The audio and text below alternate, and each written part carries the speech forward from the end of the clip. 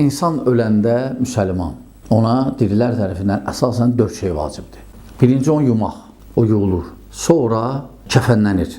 Sonra cənazə namazı qılınır. Cənazə namazı əslində duadır.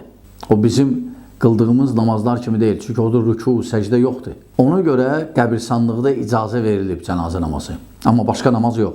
Çünki o namaz ki, biz bildiyimiz rüku, səcdədən ibarətdir, onun qəbirstanlıqda olmaz. Çünki ne üçün?